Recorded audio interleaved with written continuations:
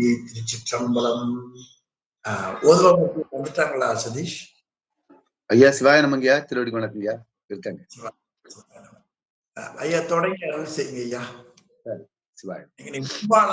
வடிவுடை மழுவேந்தி பாடுங்க ஐயா. சரி. சிற்றம்பலம்.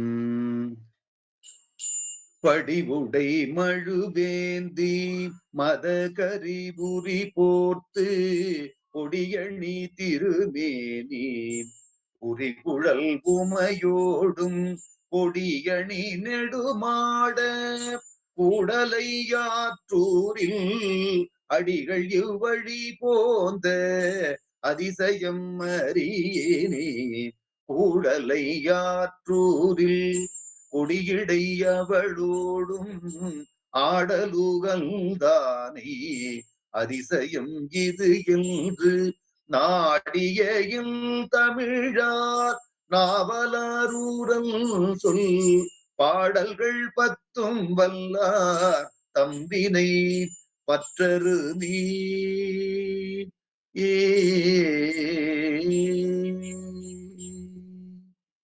திருச்சிற்றம்பலம். ஐயா சிவாய நமங்கய்யா. சிவாய.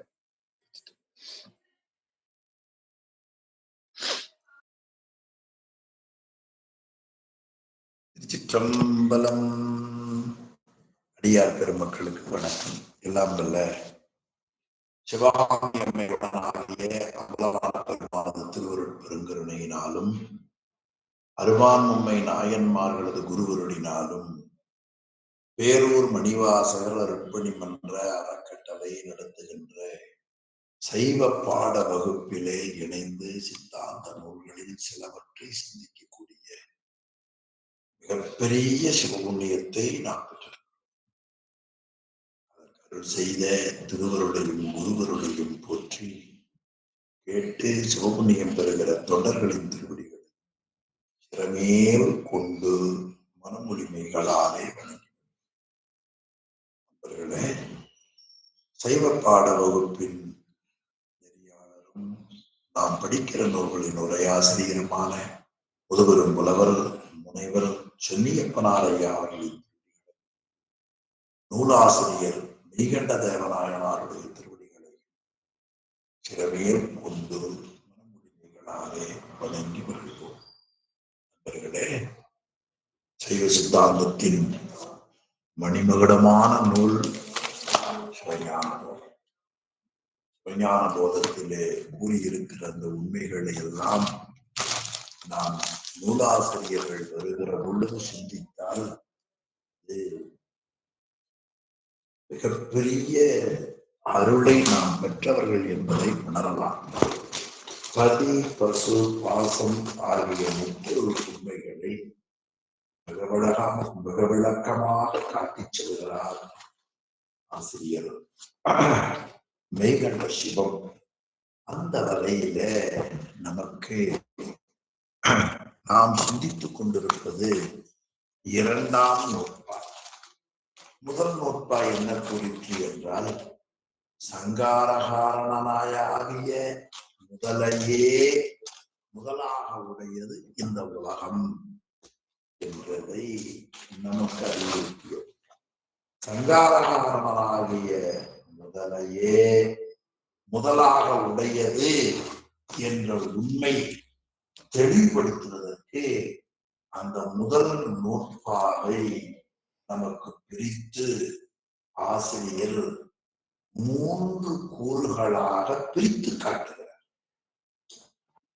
சங்காரகாரணனாகிய முதலையே முதலாக உடையது என்கிற கருத்தை நாம் புரிந்து கொள்வதற்கு 3 அதிகரணங்களாக காட்டுகிறார். இனி அடுத்தது இரண்டாம் நூற்பா. இரண்டாம் நூற்பாவிலே புனருற்பவம் வருமாறு, ஒடுங்கிய உலகம் மீளத் தோன்றுதல். ஒடுங்கிய உலகம் மீளத் தோன்றுதல் எவ்வாறு என்பதை அடுத்த இரண்டாம் நூற்பாவில். ஆக மீளத் தோன்றுகிற வகையிலே அதை 4 கூறுகளாக பிரித்து காட்டுகிறார்.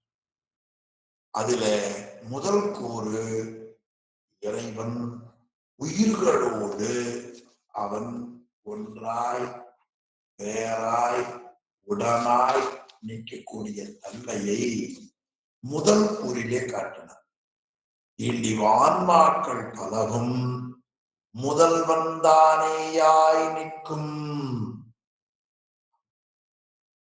அப்படி இருக்கிற பொழுது அதை அவையேயாய் தானேயாய் அவையே தானேயாய் கலப்புத்தன்மையால் ஒன்றாய் பொருள்தன்மையால் வேறாய் செலுத்தும் தன்மையால் உடனாய் என்று கற்பித்தார். அதிலே அவையேயாய் என்பதற்கு ஒன்றாயிருப்பதற்கு ஒரு வெண்பாவும், வேறாயிருப்பதற்கு தானேயாயிருப்பதற்கு ஒரு வெண்பாவும், அவையே தானேயாய் உடனாயிருப்பதற்கு ஒரு வெண்பாவும், 3 வெண்பா காட்டினார். அதிலே முதல் வெண்பா உயிரும் உடம்பும் ஒட்டியிருப்பதை போல இறைவன் உயிருக்குள்ளே கலந்திருக்கிறான். உடம்பு உயிராகாது, உயிர் உடம்பாகாது. அதுபோல இறைவன் உயிராக மாட்டான், உயிர் அவனாக மாட்டான். எனவே அவன் கலப்புத்தன்மையால் ஒன்றாயிருக்கிறான், ஆனாலும் பொருள் வேறு. அந்த முறையில 2ஆம் வெண்பாவிலேயும் அகர எழுத்துக்களை எல்லாம் அகரம் கலந்திருக்கின்றன. அந்த முறையில உயிர்கள் பாசத்தால் கட்டுண்டிருக்கின்றன. பசு என்பது எது என்பதை காட்டுகிறார். நீ பசுவான், ஒன்று என்ற நீ பசுவான், நீ பாசத்தோடு உழைக்கிறான். அடுத்தது உடனாயிருப்பதற்கு ஒன்று காட்டினார். அது செலுத்தும் தன்மையால். அது எது போல உடனாக இருக்கிறான்னு கேட்டார். பண்ணும் ஓசையும் பழமும் சுவையும் போல இறைவனும் தன் சக்தியும் பிரிப்பில்லாமல் இருப்பார்கள். அந்த சக்திக்கு அண்ணல் தாள் என்று பெயர். அதை அத்துவிதம் என்று சொல்லுவார்கள். அடுத்த வெண்பாதான் நாம் சிந்திக்க வேண்டியது. ஒன்றாய் வேறாய் உடனாய் என்ற 3ம் சேர்ந்து ஒரு வெண்பாவில் காட்டுகிறார். 3ஐயும் சேர்த்து காட்டுகிறார். நல்ல பாட்டு. அறக்கொடு சேர்த்தி அணைந்த அக்கல் போல் உருக்கி உடங்கியைந்து. அறக்கொடு சேர்த்த அக்கல் போல் உருக்கி உடங்கியைந்து நின்று பிரிப்பின்றி தானே உலகாம். தமியேன் உளம்புகுதல் யானே உலகென்பன் என்று. நல்ல அருமையான வெண்பா. அதாவது சாணைக்கல் எல்லாருக்கும் தெரியும். அந்த சாணைக்கல் எப்படி தயார் பண்றதுன்னு கேட்டா, அரக்கு பொடி அதை உருக்குவார்கள், வெங்கக்கல் சேர்ப்பார்கள். வெங்கக்கல்ல பதம்படுத்துகிற ஆற்றல் உண்டு. இன்னைக்கு கத்தி ஏதாவது ஆயிடுச்சுன்னா வெங்கல்ல வச்சு தேய்ச்சிங்கன்னா ஷார்ப்னஸ். அந்த வெங்கக்கல்லும் அரக்கும் சேர்த்தினால் அந்த 2ம் பிரிப்பின்றி இருக்கும். ஆக வெங்கக்கல் சாணக்கல் 2ம் ஒன்றாக சேர்த்து நிற்பதை போல இறைவன் உயிர்களோடு பிரிப்பின்றி அவன் இருப்பான். உயிர்களோடு பொருட்தன்மையால் தானேயாய் நிற்பான். உயிர்களோடு உலகப் பொருள்களோடு அவன் உடனாய் நிற்பான் என்பதை இந்த பாடல்ல காட்டுகிறார். பாருங்க, 2வது வரியில் இருக்கிற உருக்கி மேல எடுத்துங்க. உருக்கி அறக்கொடு சேர்த்தி அனைத்த அக்கல் போல். அரக்க உருக்கி அதனோடு சேர்ந்து ஒன்றாக்கப்பட்ட கற்புடைய அரக்கு ஒன்றாய் சேர்ந்து நிற்பதை போல உடங்கியைந்து நின்று. ஆமா, இறைவன் அரக்கும் வெங்கக்கல்லும் உருக்கி ஒன்றாய் சேர்த்து சாணைக்கல்லாய் இருப்பதை போல உருக்கி உடங்கியைந்து நின்று உயிர்களோடு அவன் சேர்ந்திருப்பான். அப்படி சேர்ந்து இருக்கிற நிலைதான் பிரிப்பின்றி அவன் உயிர்களோடு நீங்காது உடனாக இருப்பான். உயிரும் இறைவனும் பிரிப்பின்றி உடனாய் நிற்பார். அப்படி உடனாய் நிற்கிற நிலையை மூன்றா காட்டுகிறார். தானே உலகாம் இருக்குங்களா, அத ஒன்று உலகாம் கலப்பினால் உயிர்களோடு அவையாய் நிற்பான். உலகாம் இனி தானே ஆம், உலக விட்டுருங்க, தானே ஆம் பொருள்தன்மையால் நிற்பான். உலகே தானேயாம் உயிர்க்குயிராக இயல்பினால் உயிர்களும் தானுமாய் உடனாய் நிற்பான். மூணாவது வரியில தானே உலகாம் இருக்குது பாருங்க, அது முதல்ல உலகாம். உலகாம்னா உலகத்தோடு ஒன்றாயிருப்பான், அவையாயிருப்பான். அடுத்து தானேயாம், அதனோடு சேர்ந்திருந்தாலும் கூட அவன் பொருள்தன்மையால் வேறாய் நிற்பான். இனி உலகே தானேயாம், அவன் உயிருக்கு உயிராகிற இயல்பினால் உயிர்களுக்கும் தானுமாய் உடனே நிற்பான். அப்ப அவையாய் தானேயாய் அவையே தானேயாய், அதுக்கு இந்த வெண்பால் என்ன காட்டினார்? உலகாம் அவையாய், தானேயாம் தானேயாம் தானேயாய், உலகே தானேயாம் அவையே தானேயாய். மூன்று எவ்வளவு அருமை பார்த்தீங்களா? அப்படி அவன் இருப்பான். அப்படி இருக்கிற முறையில அவன் இன்று, அதாவது உயிர்கள் முத்தி காலத்தில தமியேன் பாசங்களை விட்டு நீங்கி தனியாக இருக்கக்கூடிய என்னுடைய உளம் புகுதல், தமியேன் உளம் புகுதல், என்னுடைய அறிவுக்குள்ள புகுந்து அவன் முதல்வனாகவே இருப்பான். பொழுது யானே உலகென்பெண், யானே உலகெல்லாம் ஆயினேன் என்று கூறுவேன் என்று மூன்றாவது பாடல்ல உலகாம் தானேயாம் உலகே தானேயாம் என்பதை மூன்றையும் சேர்த்து காட்டுகிறார். வாய்ப்பு இருந்தா யாராவது வீடியோ ஆன் பண்ணுவாங்க என்று அருமையா சொல்லுகிறார். இந்த பகுதி இனி இரண்டாம் கூறு. முதல் கூறுல என்ன பார்த்தோம்?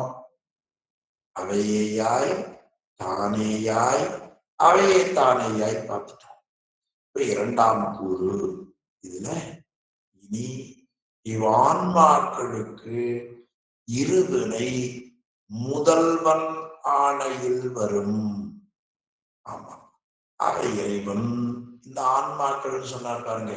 இந்த ஆன்மாக்கள்ங்கிறது எங்க பார்த்த நம்ம என்றால், அதாவது 5வது உதாரண வெண்பா அதுல பார்த்தோம்.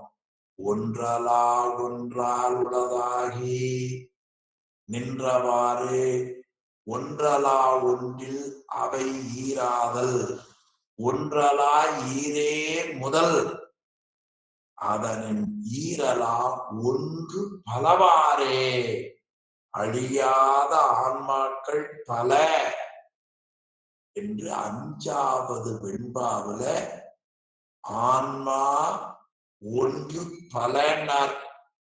அதபடி இரண்டாம் கூறுல இவ்வான்மாக்கள் என்று காட்டுகிறார். இந்த ஆன்மாக்கள் இருவினை முதல்வன் ஆணையில் வரும். பாருங்க, முதல்வன் ஆணையில் வரும். அப்ப இந்த ஆன்மாக்களுக்கு இறைவன் எப்படி இருந்தான்? உயிர்களோடு ஒன்றாய் கலப்புத்தன் கொஞ்சம் நீங்க சொல்லி பாட்டு நல்லா வரும். கலப்புத்தன்மையால் ஒன்றாய், பொருள் தன்மையால் வேறாய், செலுத்தும் தன்மையால் உடனாயும் இருக்கிற அந்த உயிர்களுக்கே அந்த உயிர்கள் முற்பிறப்பில் ஆமா அவற்றால் அந்தந்த உயிர்களால் ஈட்டப்பட்ட மாயையில் கட்டுப்பட்டு கிடந்த புண்ணிய பாவங்களுக்கு ஏற்ப இறைவன் திருவருளால் அந்த புண்ணிய பாவங்கள் பயன்பாட்டிற்கு வரும். அது இருவினை என்பது புண்ணிய பாவம், நல்வினை தீவினை. அந்த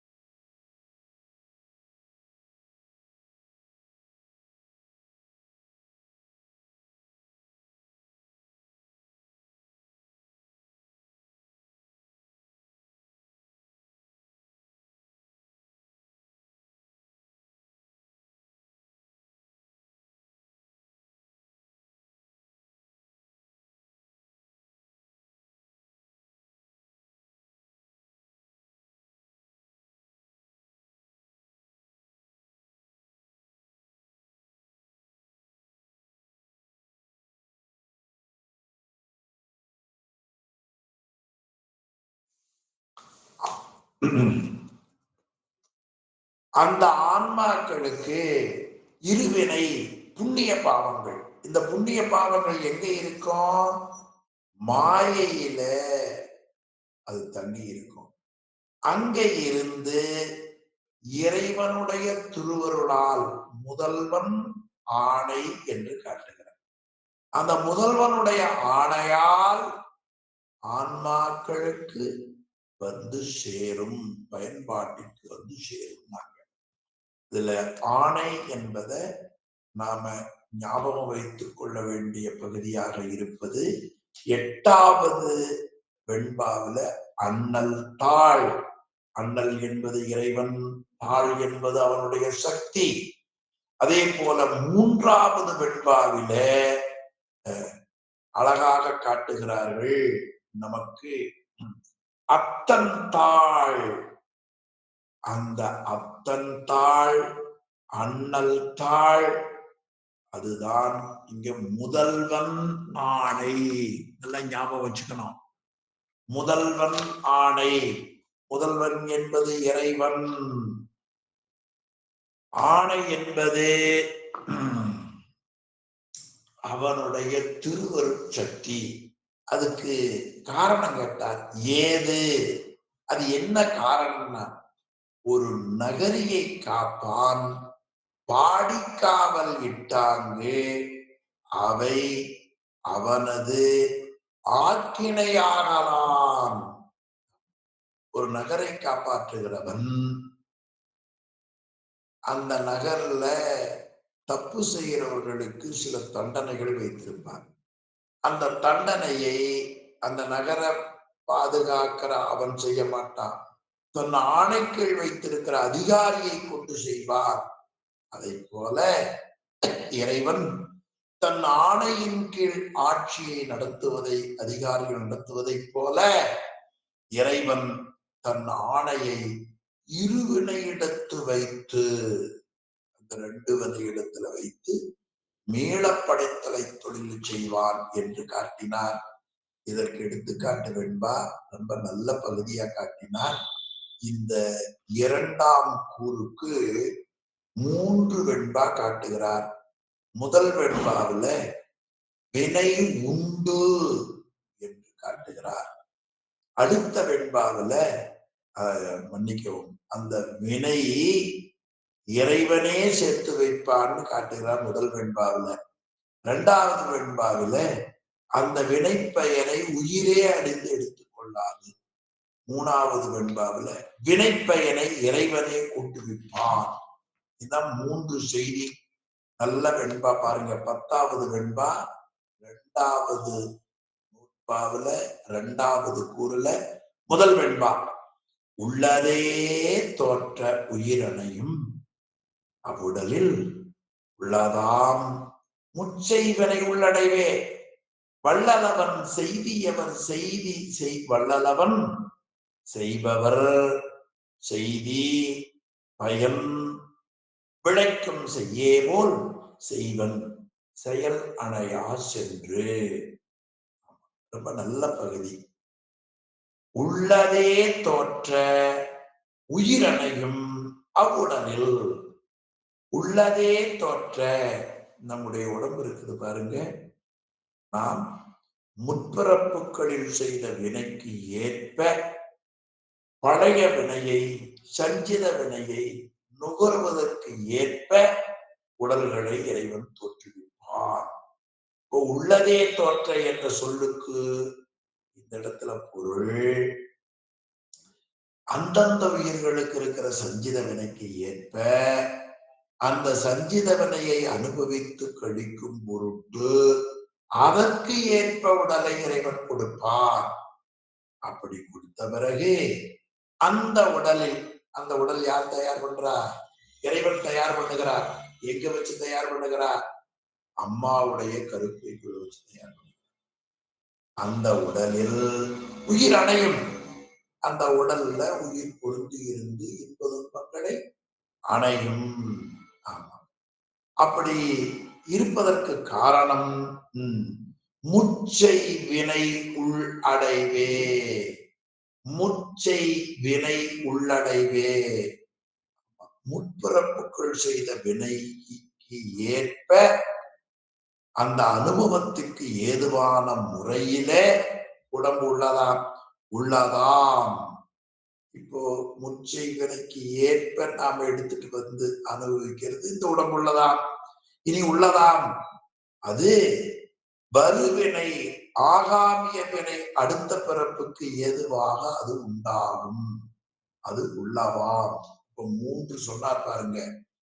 உள்ளதே தோற்ற அந்த உடலில் உயிரணையும் ஒன்று. இனி இந்த உடம்பு கிடைப்பதற்கு உரிய நிலை முச்சை வினை உள்ளடைவே. அப்போ உடல் எப்படி வந்தது? சஞ்சித வினையை அனுபவித்து கழிப்பதற்கு ஏற்ப அந்த உடம்பு. இனி எடுத்துட்டு வந்த பிராரத்த வினை எப்படி வரும்? முச்சை வினை உள்ளடைவே. இந்த வினை அனுபவிக்கிற பொழுது ஆகாமிய வினை வருவதற்கு காரணமாக இருக்கு உள்ளதாம். அது எது போலன்னு உதாரணம் காட்டார் பாருங்க. செய்பவர் செய்தி பயன் விளைக்கும் செய்யே போல். செய் என்பது வயல்வெளி. வயல்வெளியில உழவு செய்யக்கூடியவர் செய்யும் உழவு தொழிலுக்கு ஏற்ப. அப்ப செய்பவர் வயல்ல உழவு செய்பவர். செய்தி செய்யும் உழவு தொழிலுக்கு ஏற்ப பயன் விளைக்கும். அதற்கு ஏற்ப பயனை விளைவித்து தரும். தருவது எது? செய். செய் என்பது வயல். வயல்வெளியில உழவு தொழிலை செய்யக்கூடிய செய்பவர் செய்யும் தொழிலாகிய செய்திக்கு ஏற்ப அந்த வயலாகிய செய் பயனை விளைவிக்கும். அதை போல வள்ளலவன் முதல்வன் என்ன செய்வான்? வினைப்பயன்களை உயிர்களுக்கு சேர்த்துவான். வள்ளலவன் செய்வான். வள்ளலவன் செய்வான். நல்ல ஞாபகம் வச்சுக்கணும். வள்ளலவன் செய்வான். ஆக முதல்வன் வினைப்பயன்களை உயிர்களுக்கு சேர்த்துவான். வள்ளலவன் செய்வான்.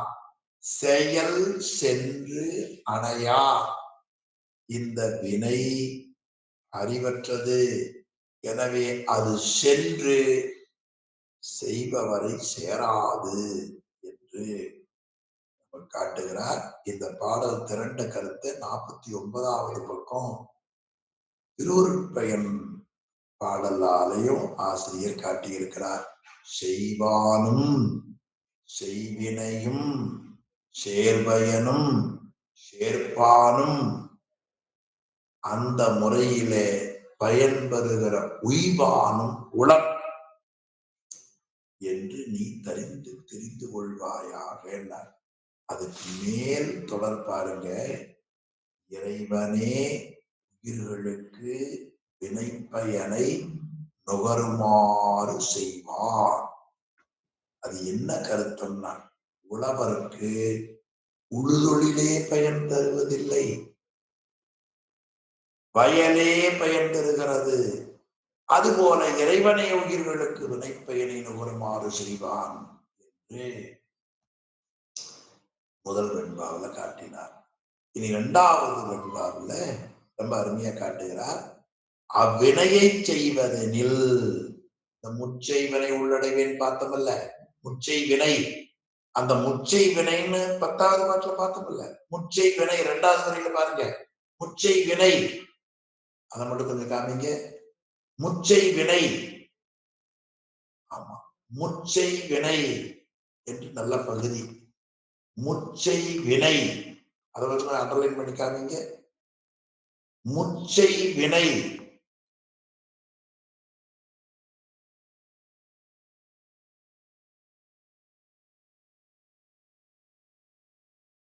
ஆக முச்சை வினை, இந்த முச்சை வினை அந்த எண்ணத்தை எடுத்துட்டு அப்படியே வாங்க.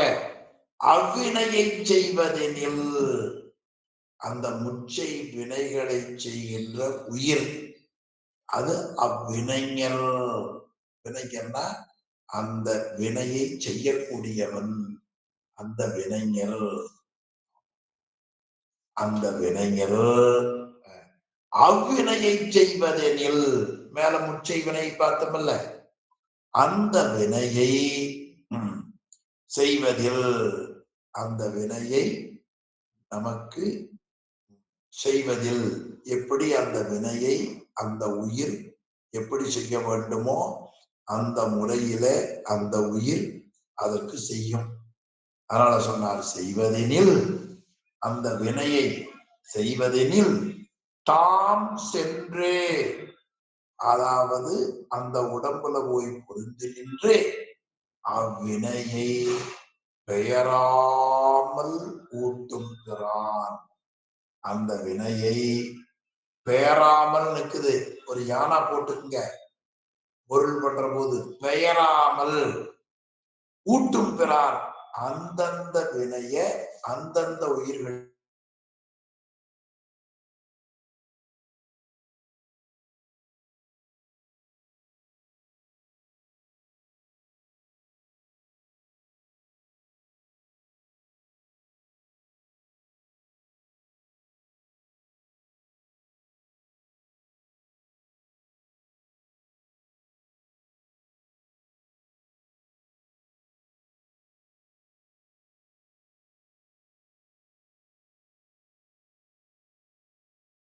ஆக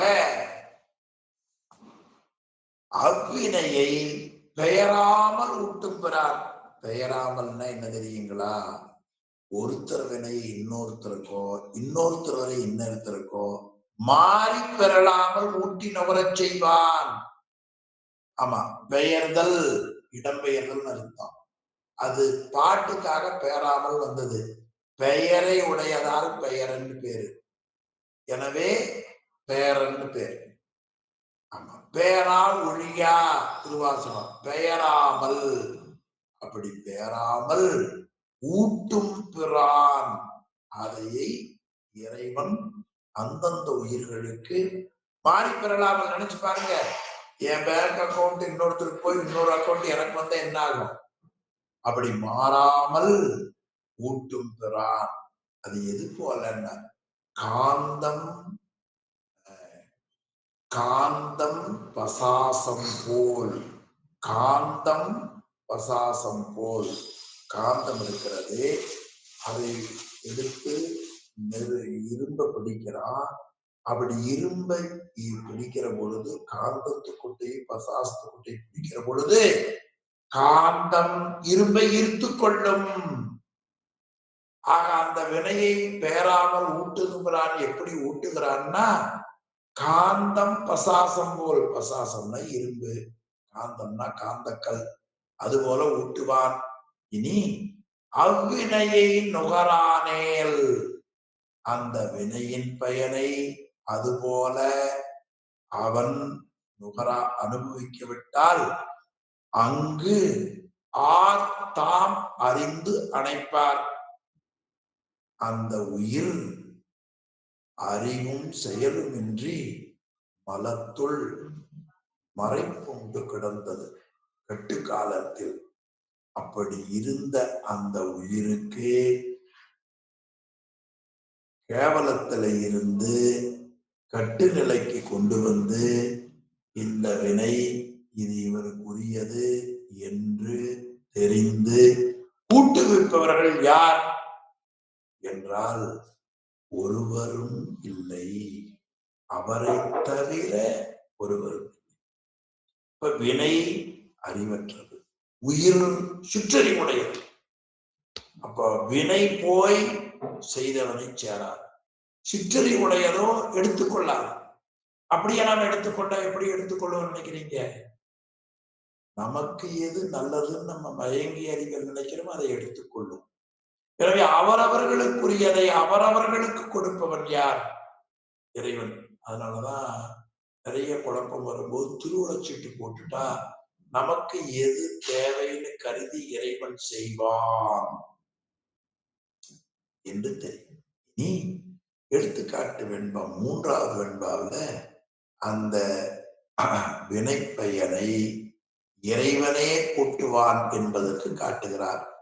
நெல்லுக்கு உமியும் நீங்கள் செம்பினில் கழிம்பும் சொல்லி புதிதன்று தொன்மையே வள்ளி மலகன்மம் அன்றுடவாம் வள்ளலால் பொன்வாள்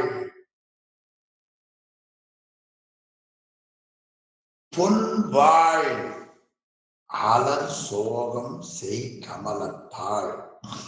கமலத்தாள் ரொம்ப எளிமையான வெண்பாங்க. அதாவது ஒரு நெல் இருக்கிறது, அந்த நெல்லுக்கு உமி என்பது முதல்ல நெல் தோன்றுகிற பொழுதே வந்தது. செம்பு பாத்திரம் இருக்கிறது, அந்த செம்புக்கு களிம்பு என்பது புதிதன்று. அது செம்பு எப்ப அந்த தகடு உண்டாச்சோ அப்பவே இருக்கும். அது சொன்னார் தொன்மையே. அதை போல மாயாமலம் மலம் கண்மம்.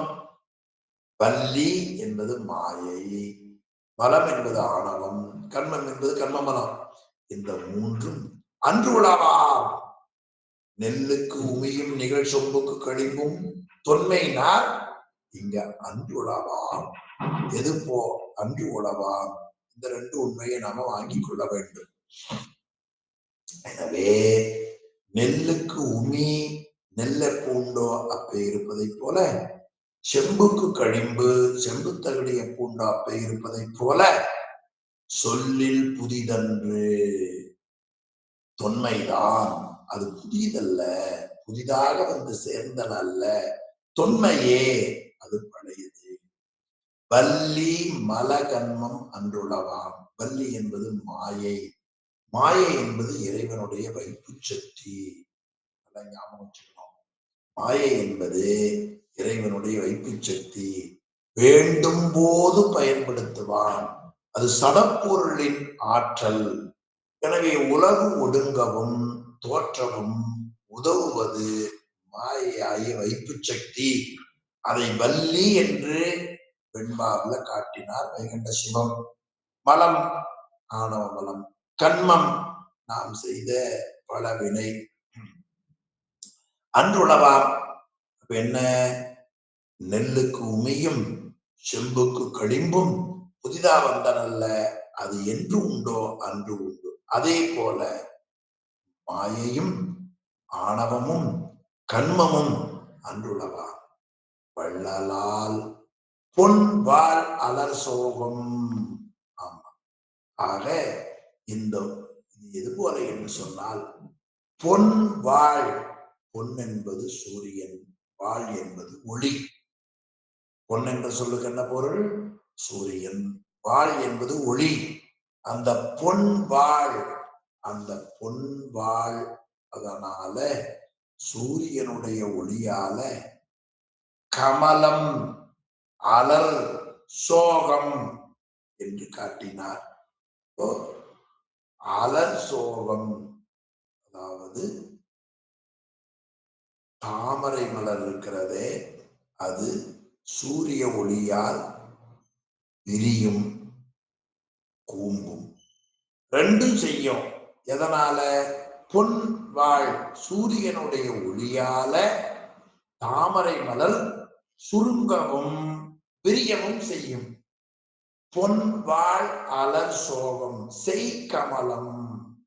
கமலம் என்பது தாமரை. செய் கமலம், அதாவது தாமரை விரிதலும் கூம்பலும் செய்யக்கூடிய கமலம். அதுபோல வள்ளல் ஆம், முதல்வனுடைய சக்தியாலே ஆகும் என்று ரொம்ப தெளிவான திருப்பாடல்கள் இவை.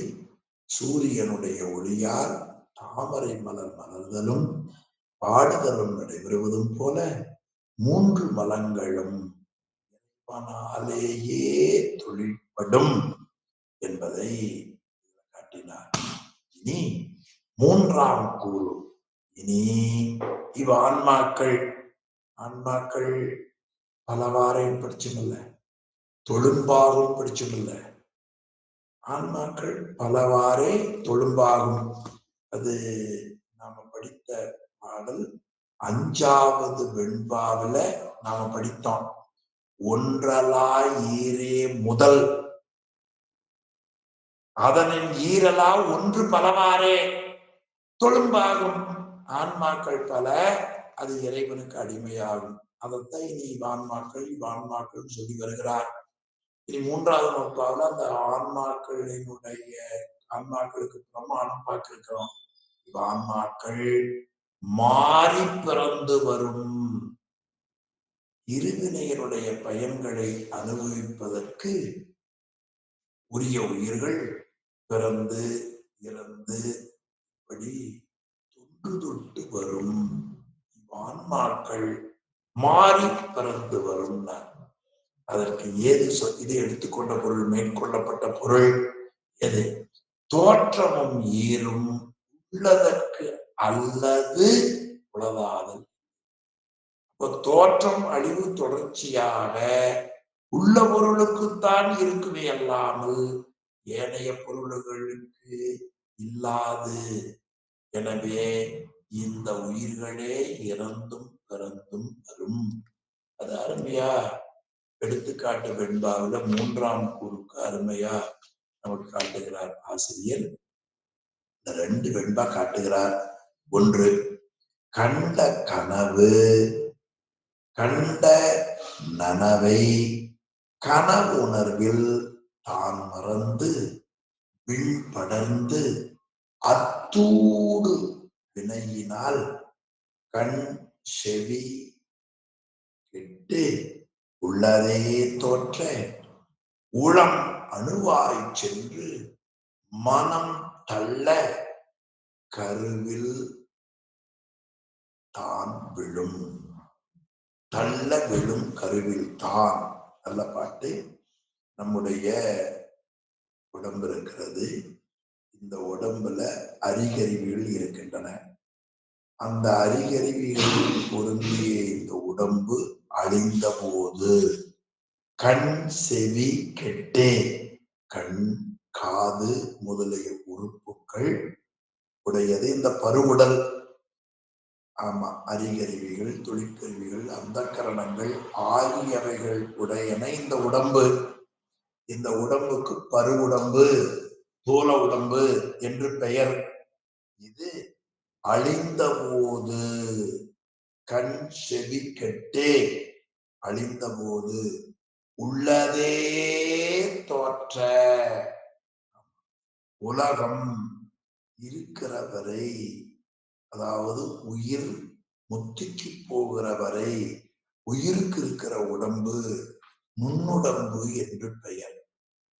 அந்த நுண்ணுடம்பின் அதுதான் உள்ளதே தோற்ற அந்த நுண்ணுடம்புல போய் சொர்க்கம் நரகம் ஆகிய இடங்களுக்கு உயிர் போகிற பொழுது சொர்க்கத்துல சில இன்பங்களை அனுபவிப்போம், நரகத்துல துன்பங்களை அனுபவிப்போம்.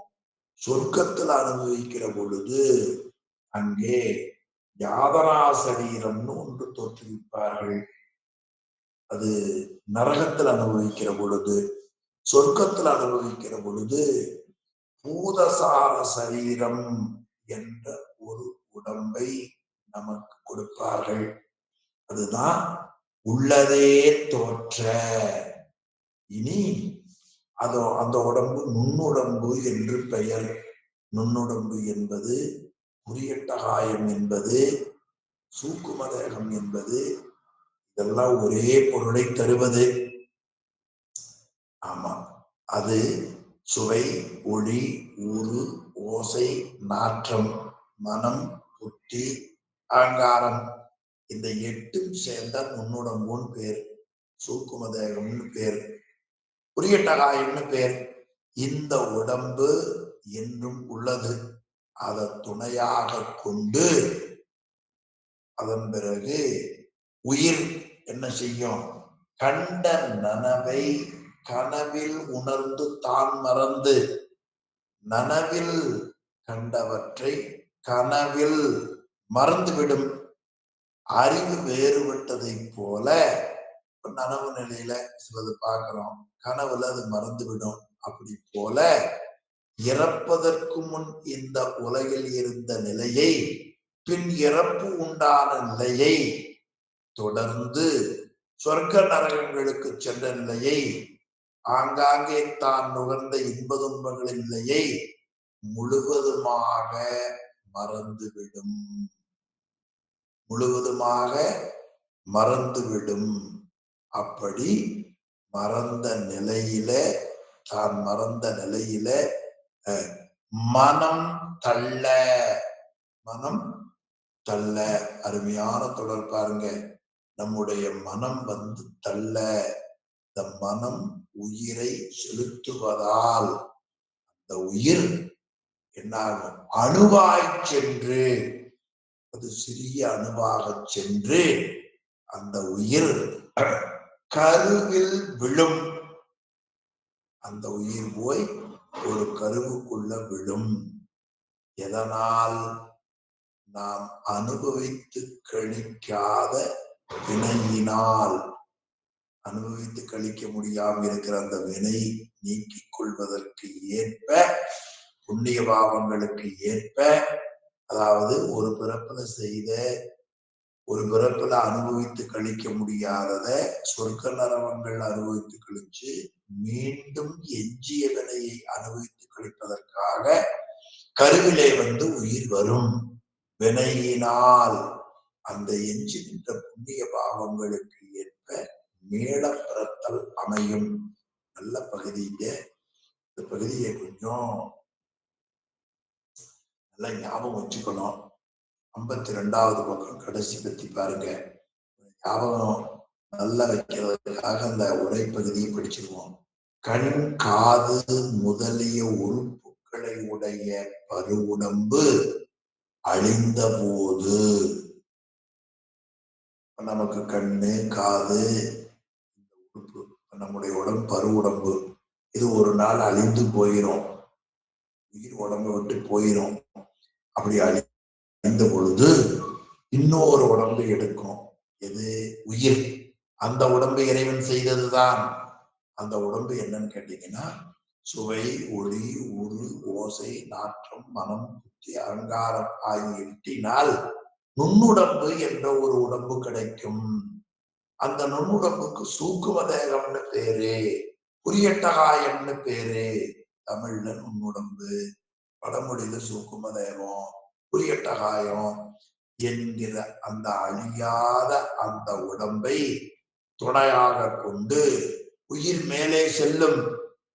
நான் இறந்தாலும் நீங்க இறந்தாலும் அடுத்து டிராவல் பண்ற உடம்பு எது? நுண்ணுடம்பு. இப்ப பயணித்துக் கொண்டிருக்கிற உடம்பு எது? தோல உடம்பு அல்லது பரு உடம்பு. தோல உடம்புனாலும் பரு உடம்புனாலும் ஒன்றுதான். இனி உயிர் நம்ம இறந்த பிறகு நுண்ணுடம்புல போவோம். போய் உயிர் மேல செல்லும். எங்கேயோ செல்லும், அது கண்ணுக்கு தெரியாது. மேல போய் தீவினை இருக்குமானால் நரகத்துல கொண்டு போய் சேர்த்துவார்கள். அப்படி நரகத்துல கொண்டு போய் சேர்க்கிற பொழுது ஒரு உடம்பு கிடைக்கும். அதுக்கு யாதனா சரீரம் என்று பெயர். பிறகு நல்வனை செய்திருக்குமானால் சுவர்க்கத்துக்குள் போய் சேரும். அதுக்கு பூதசார சரீரம். அப்போ இந்த உலகத்துல அனுபவிக்கிற பொழுது பூத உடம்பு, பரு உடம்பு, தோல உடம்பு. சொர்க்கத்துல அனுபவிக்கிற பொழுது பூதசார உடம்பு, நரகத்துல யாதனா உடம்பு.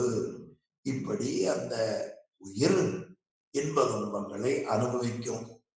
அது எது போல என்றால், நீ நனவுல பலவற்றை காணுகிறீர்கள், பிறகு அது மறந்து விடுகிறது, அது அறிவு வேறுபடுகிறது.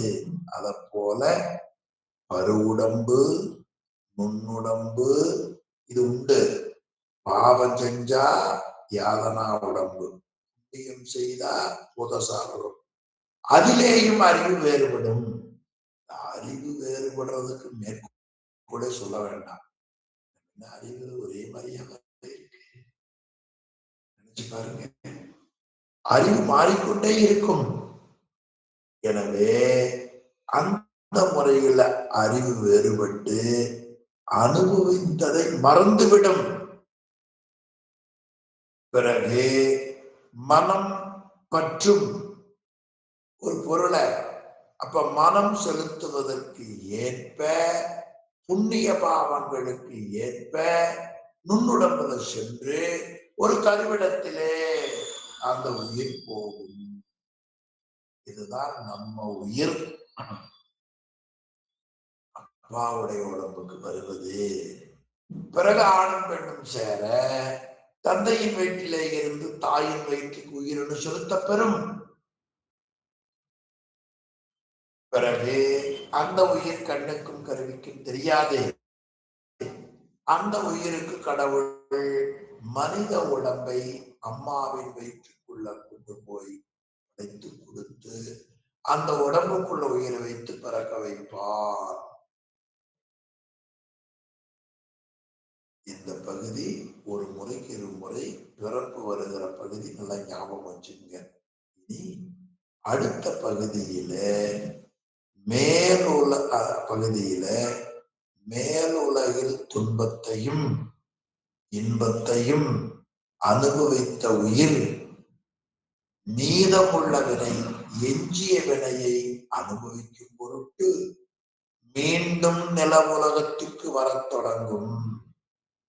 அப்படி வருகிற பொழுது மேக மண்டலத்தை அடைந்து மழை துளிகளோடு கீழே வரும்.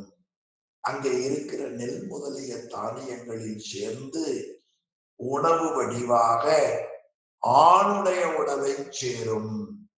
அது ஆண் விந்து என்னும் சுக்கலமாக மாறி பெண் விந்தாகிய சுரோனிதத்தோடு சேர்ந்து கருக்கொண்டு தாய் வயிற்றில் தங்கி குழந்தையாக வளர்ச்சி அடைந்து பிறக்கும். அப்ப உயிர்கள் தங்குகிற இடம் 5. இது ரொம்ப முக்கியம். அவையாவன: 1 மேலுலகம், 2 மேக மண்டலம், 3 நிலம், 4 தந்தை, 5 தாய். இந்த 5 இடங்கள்ல உயிர் தங்கி இருக்கும். இந்த 5 இடங்களை அக்கினியாகவும் உயிரை ஆகுதியாகவும் கொண்டு கூறுவார்கள் வடமொழியில. அதற்கு பஞ்சாக்கினி வித்தை என்று சொல்லப்படும் என்பதை இந்த வெண்பாவுல அரிய பல கருத்துக்களை உரையாசிரியர் விளக்கமாக காட்டியிருக்கிறார். இனி உயிர் எப்படி மாறி பிறக்கும்? மாறி பிறத்தல்னா ஒரு உடம்பு விட்டு இன்னொரு உடம்பு எப்படி எடுக்கும்? இதுதான் நமக்கு வேண்டிய பகுதி. ஒரு உடம்பை எடுத்துட்டு இன்னொரு உடம்பு எப்படி எடுக்கும்? அதுக்கு ஒரு வெண்பா. அது மேற்கோள் காட்டுறார். அரவு தன் தோலுரிவும் அக்கனவும் வேறு பரகாயம் பொய்வரும் அப்பண்பும் பரவில் குடாகாய ஆகாய கூத்தாட்டாம் என்பது அடாது உள்ளம் போமாறு அது. நல்ல பாட்டு. 3 மேற்கோள் காட்டினார் உடம்பு விட்டு உயிர் போறது. 1 அரவுதன் தோல் உரிவும். பாம்பு என்ன செய்யும்? தன்னுடைய பழைய சட்டையை உரித்து நீக்கி புதிய தோலை பெறும். அது பெரும்பாலும் எல்லாருக்கும் தெரியும். ஆமா, அது எப்ப சட்டை விடுதுன்னு தெரியாது.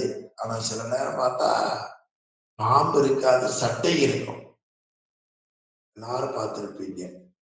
ஆக அரவு தன் தோல் உரிவும், பாம்பு தன் பழைய சட்டையை உரித்து நீக்கி புதிய தோலை போடுவது போலவும் அக்கனவும் கனவு காணுகிற பொழுது பருவுடம்பை விட்டு நீங்கி கனவுடம்புல சென்று உயிர் காணும். அப்ப பருவுடலை விட்டுரும். தூங்குறீங்க, உடம்புக்கு கிடக்கும். கனவு காணுவோம். நடராஜா கோவில், சிதம்பரம் அங்க போயிருப்பீங்க. இப்ப உங்க உயிர் அங்க இருக்கு, உடம்போ கோவையில இருக்கு. தூங்குற பொழுது உயிர் எதன் வழியா போச்சு? நுண்ணுடம்பு வழியா போச்சு. எதை விட்டது? பருவுடம்பு இங்க இருக்கிறது, நுண்ணுடம்புல அங்க போச்சு இல்ல. அந்த உடம்பை விடுவதை போல, பாம்பு தோல் உரிவதை போல வேறு பரகாயம் போய் வரும் அப்பண்பும்.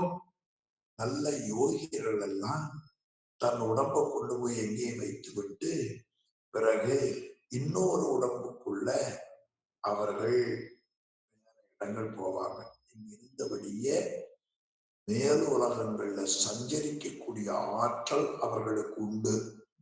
அப்படி அந்த யோகியர்கள் அது போல போவார்கள்.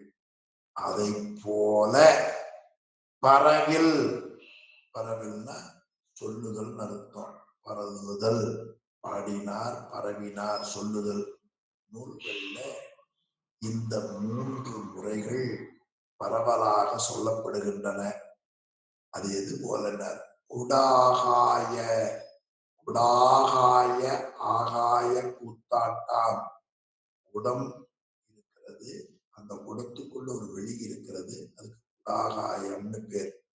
குடம் உடைந்தால் குடத்திலே இருக்கிற அந்த ஆகாய வெளி மேலே இருக்கிற ஆகாயத்துடன் கலந்து ஒன்றாகி விடுதலை போல ஒரு உடம்பில் நின்று செயல்பட்ட அந்த உயிர் அந்த உடம்பு நீங்கிய பொழுது பிரம்மத்தோடு கலந்து ஒன்றாகிவிடும், மீள பொருந்தாது என்று நமக்கு கூறினார்கள் ஒரு சாரார்.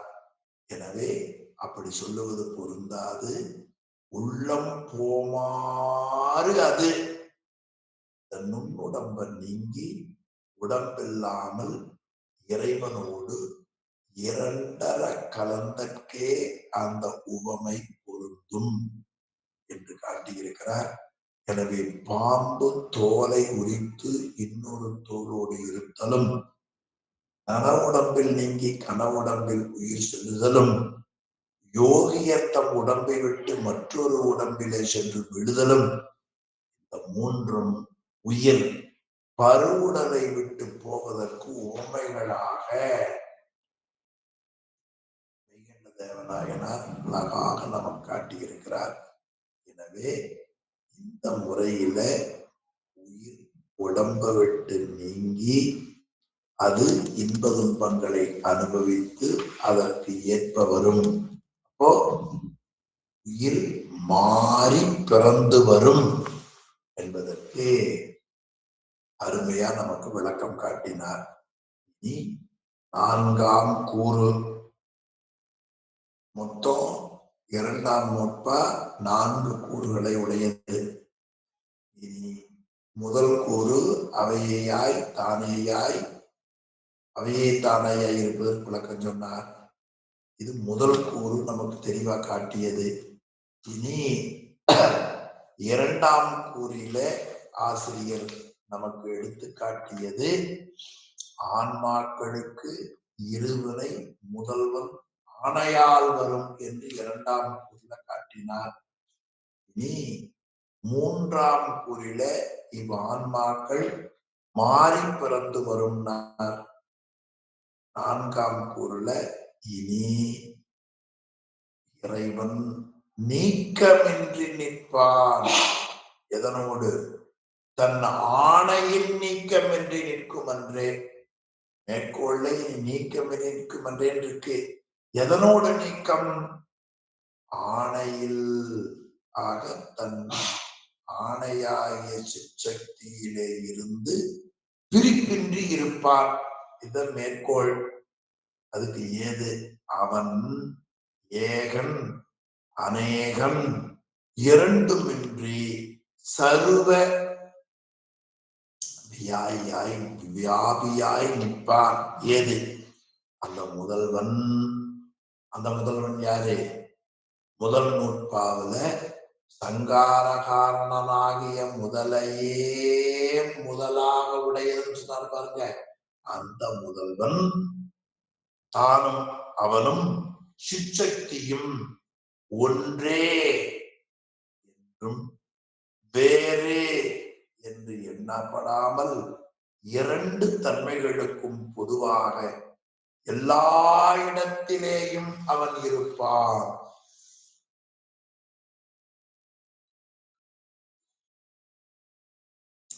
எல்லா இடத்திலேயும் நிறைந்து நிற்பான். அதற்கு ஏற்ப வெண்பா. ரொம்ப அருமையாக இந்த திருப்பாடல் ஒரே வெண்பா. எங்கும் உளன் என்று அளவை ஒன்றன்று இரண்டு எண்ணில் எங்கும் உளனன்று எவற்று எவனும் அங்கண் அவை அவன் அன்று இல்லை பொன்னுடி போல் ஈசன் அவை உடைமை ஆளாம் நாம் அங்கு. எங்கும் உளன் முதல்வன் எல்லா பொருள்களிடத்திலேயும் அவையேயாய் தானேயாய் அவையே தானேயாய் என்ற முறையில் எல்லா இடங்களிலும் நீக்கமர நிறைந்திருப்பான். எல்லா இடங்களிலும் நீக்கமர நிறைந்திருப்பதை 3 வகையா பிரித்து காட்டினார். கலப்புத்தன்மையால் ஒன்றாய், பொருள் தன்மையால் வேறாய், செலுத்தும் தன்மையால் உடனாய்.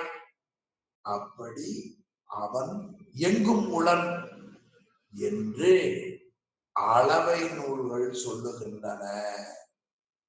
என்று என்பது இறந்த காலத்துல, அதாவது அளவை நூல்கள் கூறுகின்றன.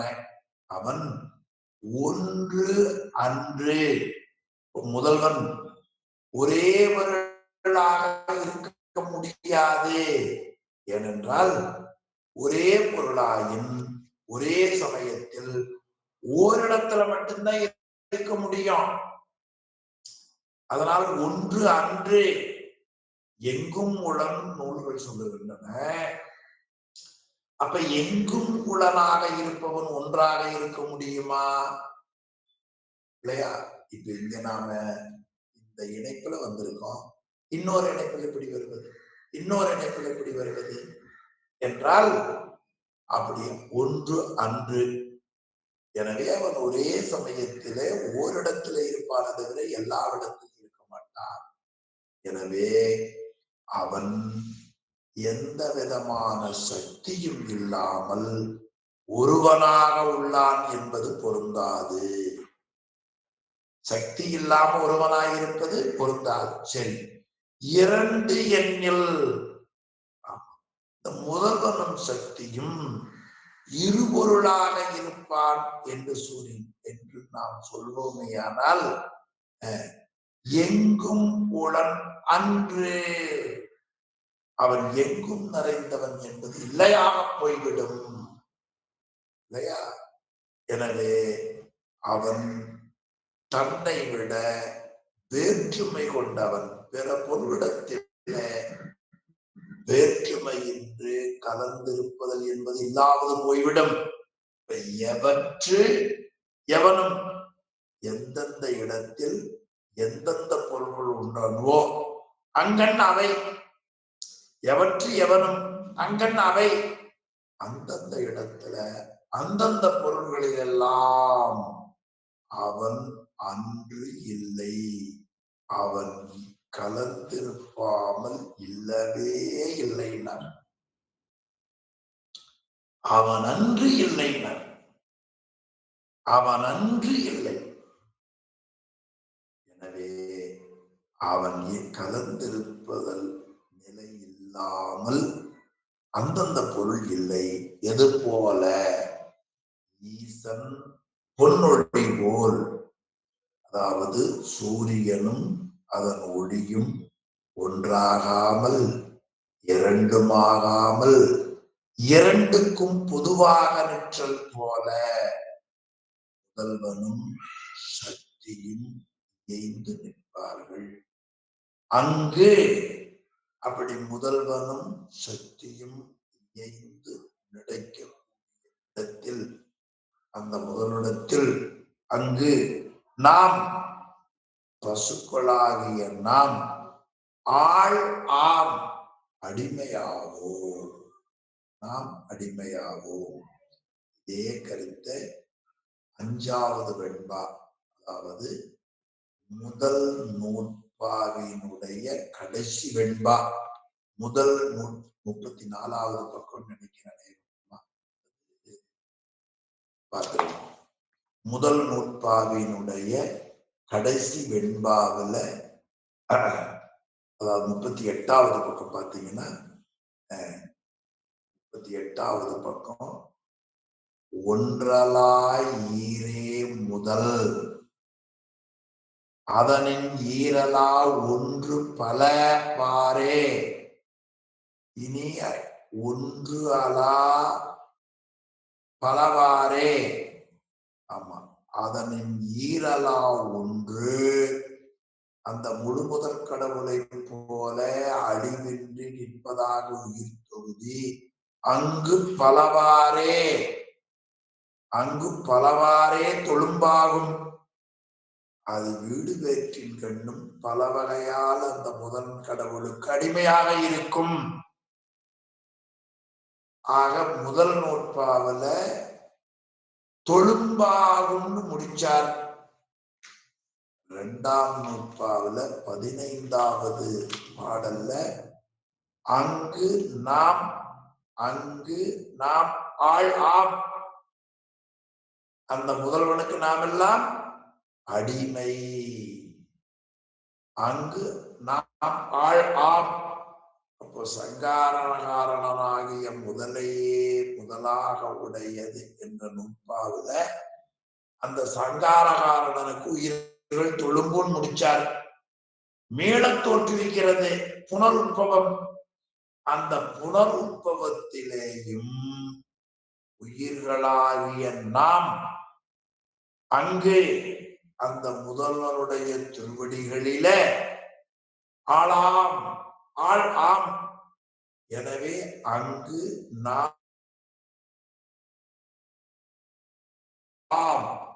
நாம் இறைவனை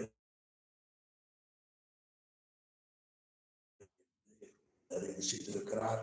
முதல் நூற்பாவல தொழும்பாகும் என்று முடித்த ஆசிரியர் 2ஆம் நூற்பாவின் இறுதியில் அங்கு நாம் ஆள் ஆம் என்று நிறைவு செய்து காட்டுகிறார்.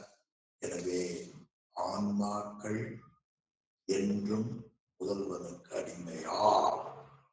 கடைசியில போட்டிருக்காங்க பாருங்க, 55வது பக்கம் கீழே, ஆன்மாக்கள் என்றும் முதல்வனுக்கு அடிமையா. ஆமா, ஆன்மாக்கள் நிறைய போயிட்டீங்க. ஆன்மாக்கள் என்றும் முதல்வனுக்கு அடிமையா? உரையாசிரியர் கருத்து.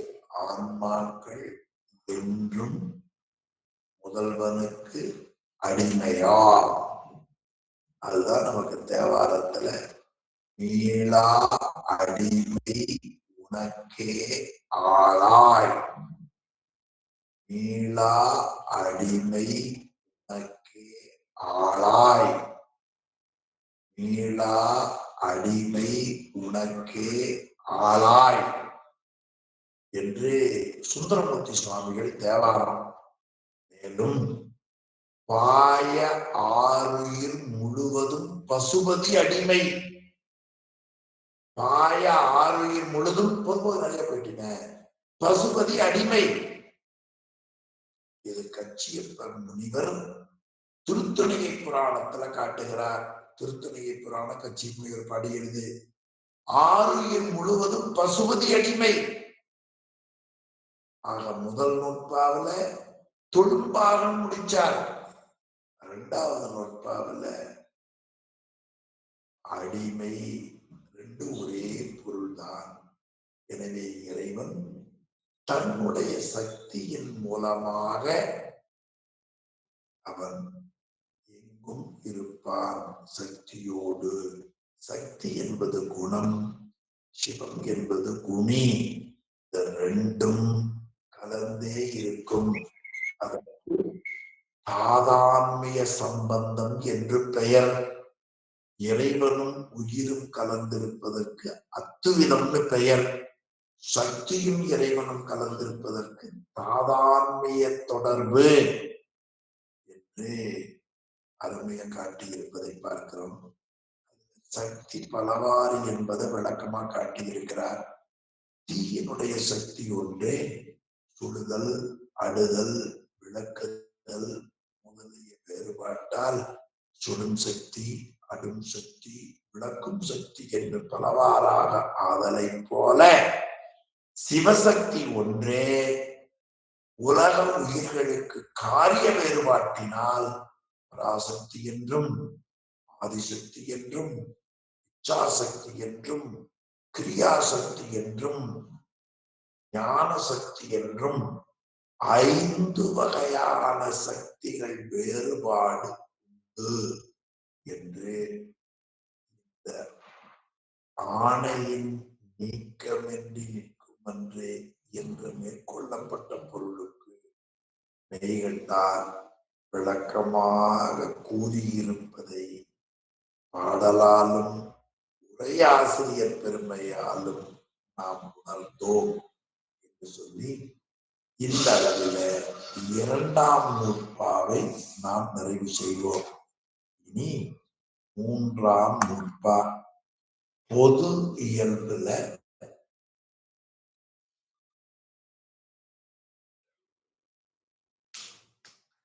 பதிக்கு பொது நிலையில பிரமாணம்.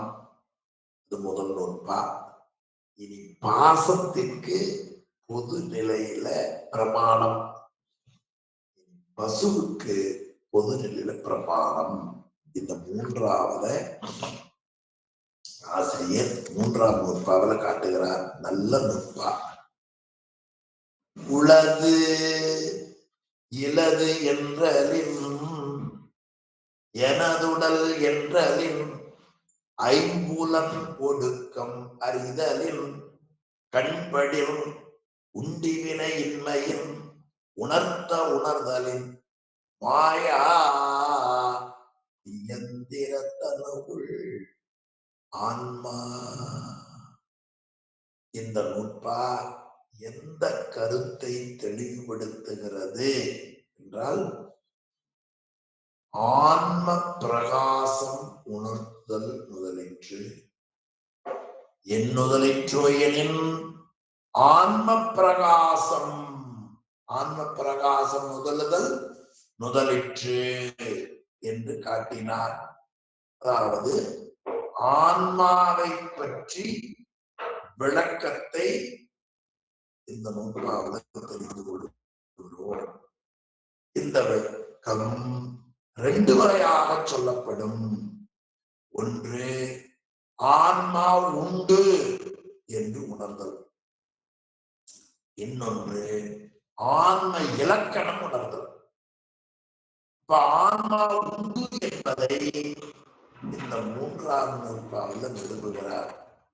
இனி 3ஆம் நூற்பாவில் நிறுவுகிறார். இனி ஆன்மா இலக்கணத்தை 4ஆம் நூற்பா 7ஆம் நூற்பாவில் நமக்கு ஆசிரியர் காட்டுவார். 4ஆம் நூற்பாவில் 7ஆம் நூற்பாவில் அதன் இலக்கணத்தை பார்க்க போறோம்.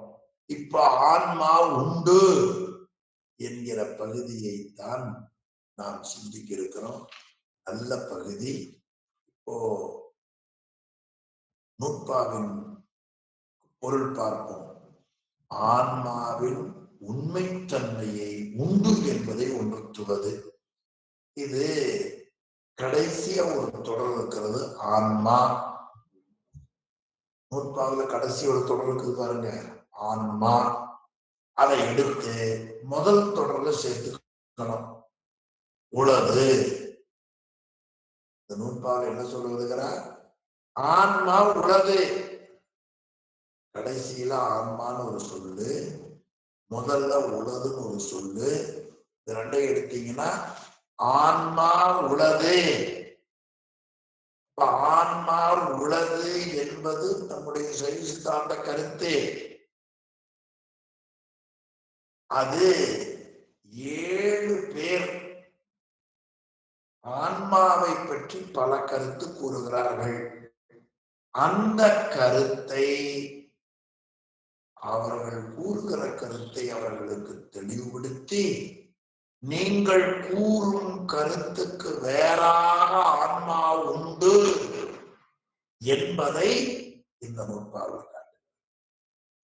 நமக்கு கடைசியா ஒரு தொடர்ந்து பாருங்க, ஆன்மா. முதல்ல ஒரு தொடர் இருக்குது பாருங்க, உளதுன்னு ஒரு தொடர் இருக்குது பாருங்க, உளது. நூற்பாவுல முதல் சொல் பாருங்க, உளது இருக்குது இல்லையா? கடைசியில் இருக்கிற சொல் என்ன? நூற்பாவுல ஆன்மா. முதல் இருக்கிற சொல் என்ன? உளது. அப்ப இந்த நூற்பா என்ன காட்டுகிறது? ஆன்மா உளது. இப்படி கடைசி சொல்லை எடுத்து முதல் சொல்லோட வைத்து பொருள் பண்ணினால் பூட்டுவில் பொருள்கோள் என்று இலக்கணத்தில் பெயர். பூட்டு எப்படி கடைசி பகுதி முதல் பகுதியை ஒன்னா சேர்ந்து, அது போல கடைசி சொல்லை எடுத்து முதல் சொல்ல வைத்து பொருள் கூறுகிற முறைக்கு பூட்டுவில் பொருள்கோள் முறை. ஆன்மா உளது. சரி, இதுல முதல் கருத்து சொல்லுகிறார், இலது என்றலின் ஆன்மா உளது. ஆன்மா என்கிற ஒரு பொருள் இல்லை என்று சூனிய ஆன்மாவாதி என்ற ஒருத்தன் கூறினான். அப்பொழுது இல்லை இல்லை இல்லை இல்லை என்று அறியக்கூடிய அறிவு ஒன்று உண்டல்லவா? அந்த அறிவதுதான் ஆன்மாவாகும். இல்லை இல்லை இல்லை என்று சொல்வதால் அந்த இல்லை என்ற சொல் ஒன்று சொல்லுவது பாருங்க, அது ஆன்மா என்று காட்டினார். இலது என்றலின் ஆன்மா உளது. இனி எனது உடல் என்றலின் ஆன்மா உளது. இன்னொரு சமயவாதி தேக ஆன்மாவாதின்னு பேர். அவன் சொன்னார், இந்த உடம்பே ஆன்மா என்று சொன்னார்.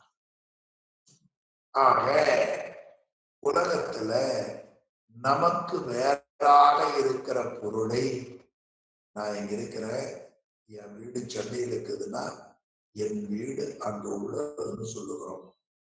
அது போல இந்த உடம்புல என் வீடு என்று சொன்னாவது போல என் கை, கால் என் உடம்பு என்று வேறாக உயிருக்கு வேறாக கூறுவதால் உடம்புக்கு வேறாக ஆன்மா உண்டு என்று எனதுடல் என்றலின் ஆன்மா உலகுனர்.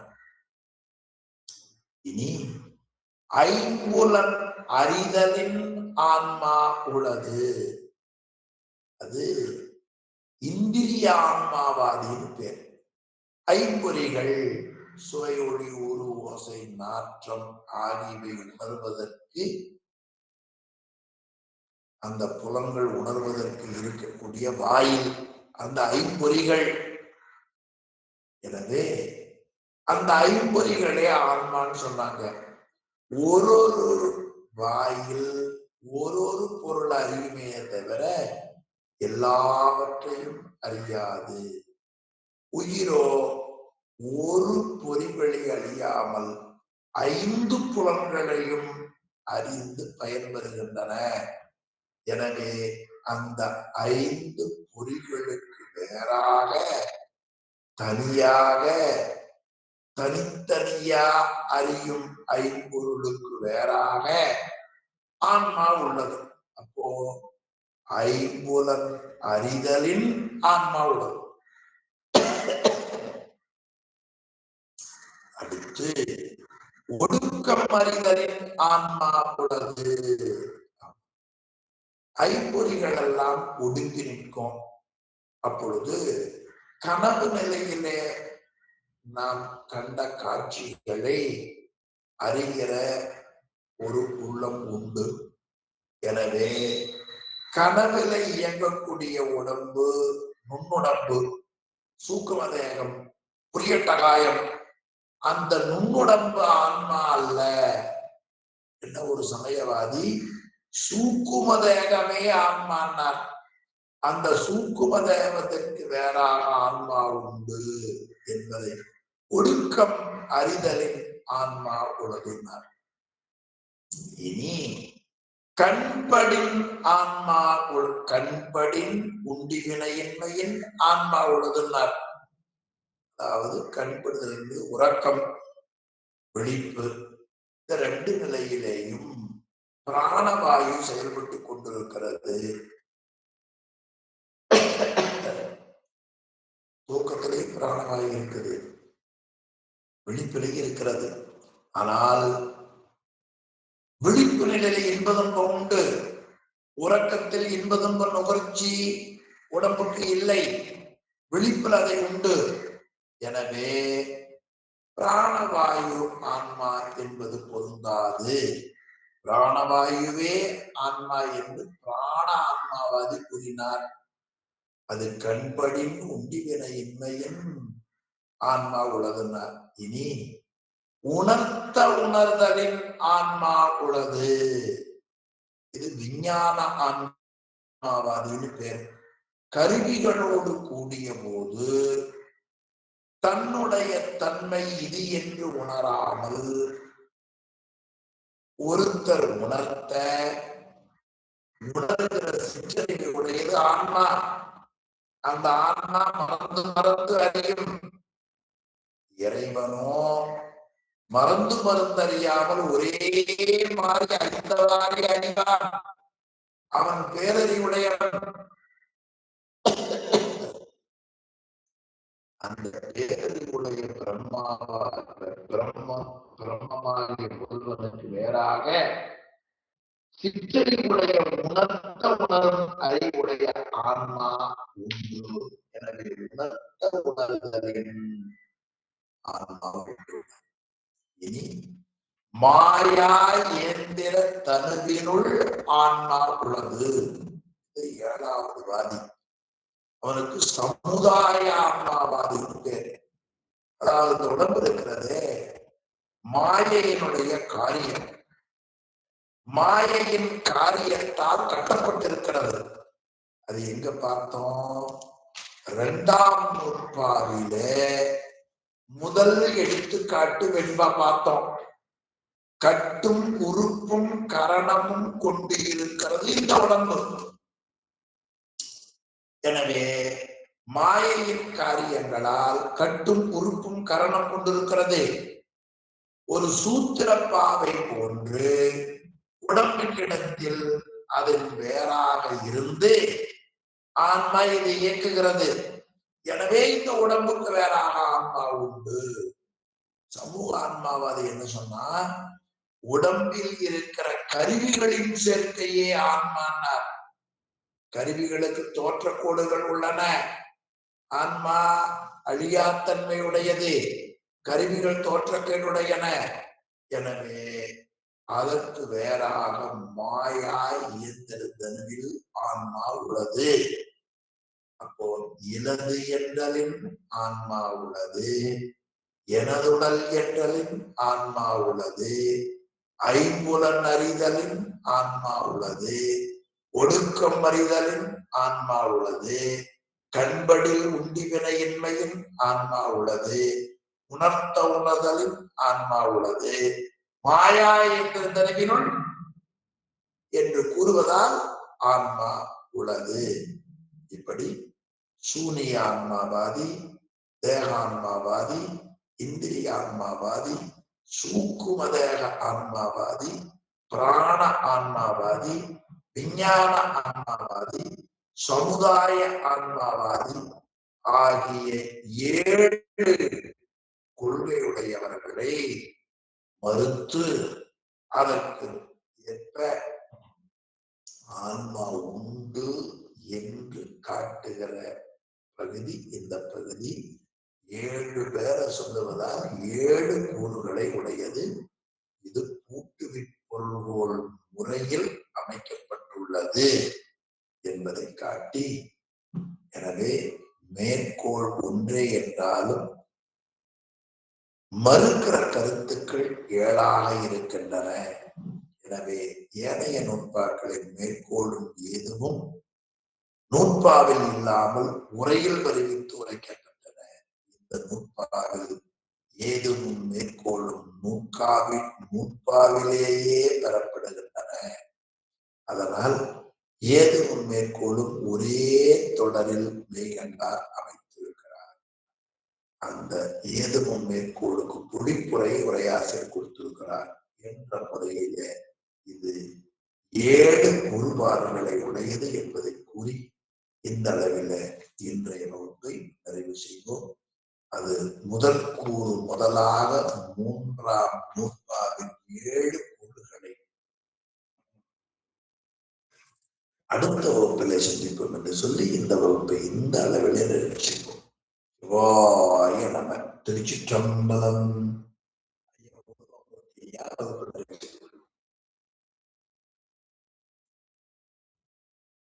ஐயா சிவாய நமங்கய்யா. சிவாய நமய்யா. சிற்றம்பலம். இன்னைக்கு வாயிலார் நாயனார் குரு பூஜை. வாய்ப்பு இருந்தா அதுல ஒரு பாட்டு பாடு நிறைவு பண்ணுங்க. என்னங்க? வாயிலார் நாயனார் குரு பூஜை நினைக்கிறேன். சரி. சிற்றம்பலம். சரி, தேவாரத்தில் சொல்லிட்டுங்க. என்றும் என்றும் பாடி முடிச்சு நேரமாச்சு. சிற்றம்பலம். மலையினார் பருப்பதம் துருத்தி மார்பேறு மாசிலா சீர்மறை காடு நெய்த்தானம் நிலையினான் எனதுரை தனதுரையாக நீரணிந்து ஏறுகந்து ஏறிய நீமலன் கலையினார் மடப்பிணை துடையொழும் துயில கானகம் பேடை புல்கி கணமகிலாலும் இலையினார் பைம்பொழில் இளம்பயம் கோட்டூர் இருக்கையா பேணியல் எழில் கொள்வதியல்வே.